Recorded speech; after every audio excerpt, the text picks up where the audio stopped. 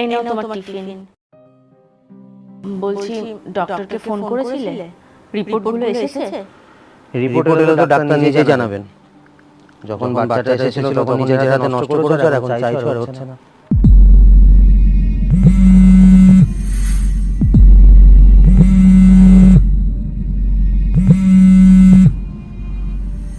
Doctor Saha. নমস্কার madam. নমস্কার mister বিশ্বাস, আপনার রিপোর্ট এসে গেছে।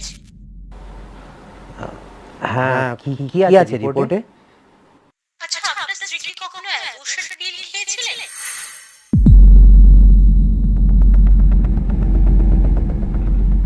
কেন বলুন তো?